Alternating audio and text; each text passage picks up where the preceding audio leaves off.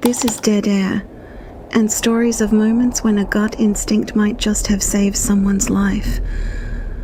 Listen with the lights off. I was driving a friend home late at night when I was around 21. She lived in a pretty rural area outside of St. Louis, Missouri, and about a quarter of a mile from her house was an old abandoned farm and farmhouse. I always thought of this place as non-threatening, as she told me she and her two sisters would go there as kids and they found an attic full of cool stuff, including a trunk of vintage women's clothing and old love letters. It was like something out of a movie. Anyway, I'm driving her home and it's a hot, humid Missouri summer, and we have the windows open as the late night had offered some cool air. We are also singing at the top of our lungs. We pass the abandoned farm and I drop her off at her house. I wait long enough to see she makes it inside and I head back out the way I had come. I'm driving along and I get to almost where the farm is and I see two things in the road. My danger meter goes off as I had just driven this road and there was nothing there then. I put my windows up and I made sure the doors were locked. I get closer and I realize the items are 2-car batteries spaced out in the road, which was basically a single lane, in a way that I would have had to get out and move them to drive down the road. I immediately knew I wasn't getting out of the car, so I picked the side of the road that had the lesser ditch and I gunned it. I was driving a little SUV and I remember feeling the car run over branches and things in the little ditch, but I just gunned it and got out of there. All the way home I felt creeped out and kept checking my rearview mirror. I called my friend the next morning and told her what had happened, and we both agreed that it was weird. Shortly after that, I moved to another state and didn't think much of it after that. Fast forward to 2 or 3 years later when I was back visiting my hometown, I randomly ran into my old friend and she ran up to me with wide eyes and grabbed my arms. She asked me if I remembered what I told her that night. I said yes. And she proceeded to tell me that not too long after that had happened, her family was awoken in the middle of the night to someone pounding on their sliding glass door. Her dad went to check and saw 2 naked, injured women and let them in and called 911. They had been abducted from St. Louis City, which was about 40 minutes away, by 2 men and brought to the old abandoned farmhouse where the men tortured and essayed them. The women somehow managed to get free and ran to the only light they could see, which was the light over my friend's garage. They survived, but the men were never caught. There was evidence the men had been going there for a while. My friend was convinced they had put the batteries in the road to lure me out of the car. I'm just really glad my gut told me not to get out of the car that night. My boyfriend at the time and I were house-sitting for his uncle. My boyfriend was at work and I was bathing our son before bed. I had the bathroom window facing the backyard, very slightly cracked, and heard a cough from outside. This house was in a residential neighborhood, so it could have been a neighbor, but I suddenly felt anxious and scared, and something told me to go make sure the back door was locked. I left my 2-year-old son alone in a towel in the bathroom and ran to the back door. As I placed my hand on the doorknob, locking it, I came face to face with someone through the glass who had his hand on the outside doorknob. He started pounding on the door and jiggling the doorknob. He was saying he was looking for someone, and I just told him, no, they're not here. He kept jiggling the doorknob, and I ran to my son and grabbed my cell phone to call for help. Remember, I'm house sitting, and this was in 2004 or 2005, when cell phones were those flip open phones, not smartphones where you can just look at a map. So I had no idea what the address was or where the house phone was. Anyways, I call 911 from the bathroom on my cell while hearing loud pounding on the back door. The dispatchers tells me to find a house phone or a piece of mail or anything at all that would have an address on it. I locate the house phone and call 911 from that. So I have no idea how the police got there so quickly, but just as I hear the back door glass break, the guy on the phone tells me to cover my son's head with a blanket and run out the front door and directly into the back seat of the police car. I ran out the front door and saw 6 or more police cars and at least that many cops with guns drawn and straight into the waiting cruiser. After they arrested the guy, they asked me if the machete on the back porch belonged to the owners of the house. The guy had a machete. Had I not trusted my gut that the cough I heard sounded a little too close and gone to check the back door, he would have walked right into an unlocked house where a 19-year-old female and her young son were alone. Turns out he had been robbing houses and had a backpack full of stolen things and was high on meth. Anyways, super glad that I followed my gut on that one. I was a flight attendant for 25 years. Sometimes you'd notice things that you knew in your gut were just not right.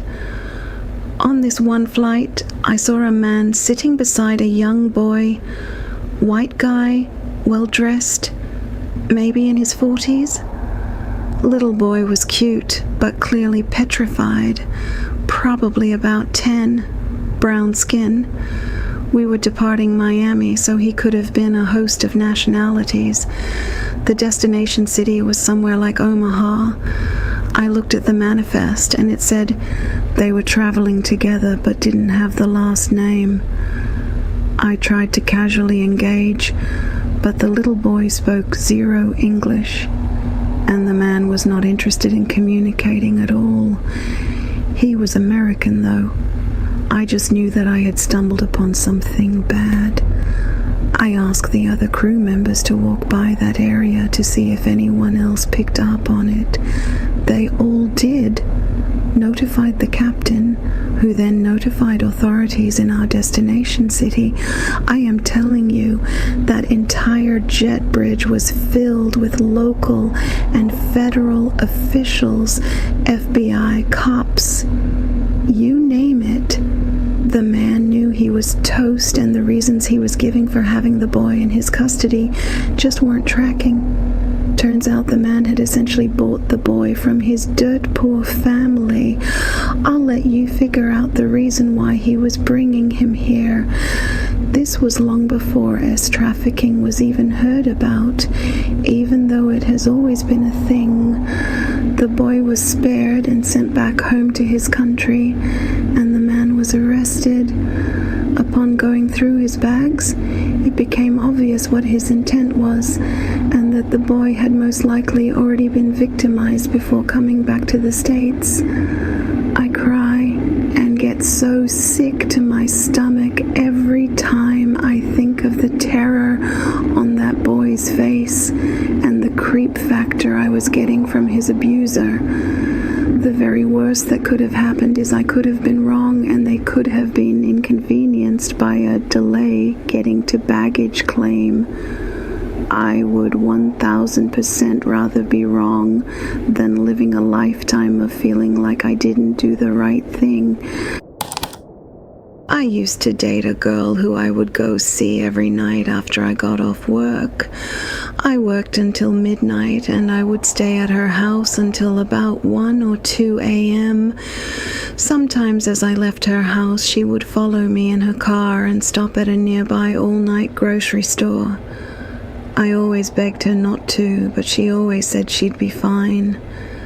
Sometimes I would wait in the parking lot until she came back out, and then we'd go our separate ways. Sometimes I wouldn't. So one time I felt ill, so as we left, she said, "Just go straight home. I'll be fine. I always am." But for some reason, I felt like that's the night I needed to be here. She thought I went straight home. I was in the parking lot as she pulled in, but she didn't see me. As she walked in, a shady-looking dude was walking out. She ignored him, but he looked back at her about 3 or 4 times. Then he gets to his truck, and another guy is in there, and they talk through the window for a minute, looking back at the store a couple times. The second guy gets out of the truck, gets something out of the back of it, then they both head back into the store. I couldn't be sure they were going to do anything, but hell if I was gonna take a chance. I go into the store too. I see them going past every aisle and then motion to each other like, there she is. So I walk a bit faster to catch up. I turn into the aisle just as they are approaching her. They are looking at each other when from behind I yell, "Hey!" They both turn, and so does my girlfriend. I brush by them and give them a look. I had some muscle back then and was 6 feet 4 inches, and say, "Hey guys." They nod awkwardly as my girlfriend says to me, "What are you doing here?" I kiss her and make up some story about wanting to buy aspirin. The 2 guys leave. I never told my girlfriend that story. I don't know why. I kind of felt like a superhero to myself. We dated about 2 more years after that. I don't know what they were going to do to or with her, but it was nothing good. I had just left my apartment complex and was heading to a friend's place. I pulled out of my driveway and up to the traffic light and stopped. I was in the left turn lane. The light was red. It was late out and there weren't many people on the road. I watched as the light went yellow and then red for through traffic, and one guy ran the tail end of the yellow like usual. My turn. Light goes green. I have an arrow blinking for me to turn left. I look both ways and there was no one around, and I just didn't go. I cannot explain what happened other than something inside me just said, "Don't go." So I sat there staring at the green light. A couple seconds later, a car came screaming through the red light, through the intersection, probably doing about 100 kilometers an hour, in the lane I would have been turning into. They were going so fast, their vehicle had a bounce to it. If I had turned when I was supposed to, my car would have been destroyed, and me, along with it.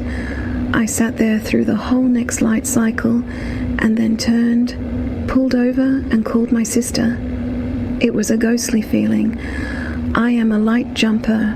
I look both ways, but I am impatient, and I cannot explain what stopped me from going the second that light went green, but I'm glad it did. Back in 2015, I found out through old family documents that I have a half-brother from my father's side. My family never in my whole life mentioned anything. Tried to search for him on social media and Google, but never found anything. Also never asked my parents about it. I just kept it to myself and told a few close friends. One night in 2019, me and my ex-boyfriend are finishing work really late, went to get food and got into a taxi to go home.